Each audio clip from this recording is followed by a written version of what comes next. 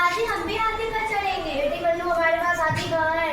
मुझे ये सब नहीं सुनना, बस हमें भी हाथी पर चढ़ाओ। हमारे भाग्य में हाथी कहाँ है? बेटी बन्नू जिद ना कर।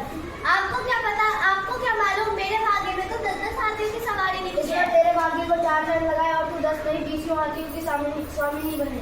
आप देखेंगे एक दिन ऐसा आएगा जब मेरे पास 20 हाथी होंगे, नौकर चाकर होंगे और खूब धन होगा। ज्यादा बातें मत सुना, चल घर चले। दोनों घर की ओर चल देते हैं।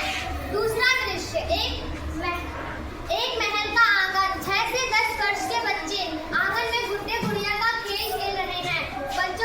बच्चों के 2 दल बन गए हैं। एक दल कन्या पक्ष का बनता है और दूसरा वर पक्ष का। गुड्डे गुड़िया का विवाह जो करना है वहीं से रानी लक्ष्मीबाई जा रही है। मनु महाराणा, कहो क्या कहना चाहती हो? हम गुड्डे गुड़िया का विवाह करेंगे। बाजे बजेंगे, प्रति भोज होगा। बताओ तुम किस ओर शामिल होना चाहोगे? मैं किसी और शामिल होना नहीं चाहूंगी, मुझे कहीं और जाना है। कहाँ? क्या तुम देख नहीं रही मेरे हाथ में तलवार है? मैं आजकल नाना साहब के साथ तलवार चलाना सीख रही हूँ। अरे लड़की होकर तू ये क्या कर रही है? ओ भोली चंपा, तुझे क्या मालूम, पुरुषों की तरह स्त्रियों को भी अस्त्र शस्त्र चलाना सीखना चाहिए। शत्रुओं से देश की रक्षा करनी चाहिए। तो क्या तुम शत्रुओं से लड़ोगी? लड़ूंगी ही नहीं, उसे शत्रुता करने का मजा भी चखा दूंगी। देखना एक दिन ऐसा आएगा जब सारे शत्रु सिर पर पैर रखकर भाग जाएंगे। तू तो बड़ी बहादुरी की बात करती है। तो तूने क्या मुझे यूं ही समझ रखा है? मैं तो हुई बहादुर। तब तुम जाओ, तुम्हारे रास्ते अलग अलग है। जा रही हूँ और कह देती हूँ, यदि तुमने भी अस्त्र शस्त्र चलाना सीख लिया तो अच्छा रहेगा। मन्नूबाई तेजी से तलवार घुमाती हुई प्रस्थान गोदा में चली जाती है। तीसरा दृश्य, युद्ध का मैदान। एक और अंग्रेज लेफ्टिनेंट की टुकड़ी तथा दूसरी ओर रानी लक्ष्मीबाई, नाना साहब और कुछ अन्य योद्धा दिखाई देते हैं। नाना साहब, आप सेना को लेकर भाइयों से शत्रुओं पर आक्रमण कीजिए। तुम कहाँ रहोगी?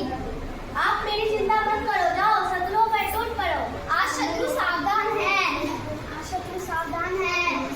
तुम भी सच रहना, मैं चलता हूँ। राव साहब, आप दाई ओर से शत्रुओं पर हमला कीजिए। देखना कोई शत्रु जीवित न रह सके। आज ऐसा ही होगा, आप चिंता ना करो महारानी।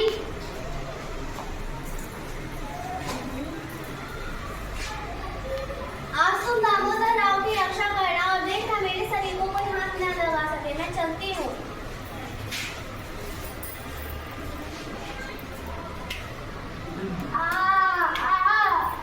तुम्हारी करनी का यही परिणाम है कायर।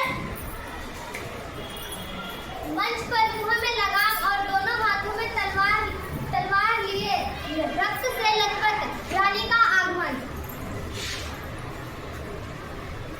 आज तुम दामोदर राव की रक्षा करना और देखना मेरे शरीर को कोई हाथ न लगा सकते। अब मैं चलती हूँ, आप उन्हें संभालो जल्दी।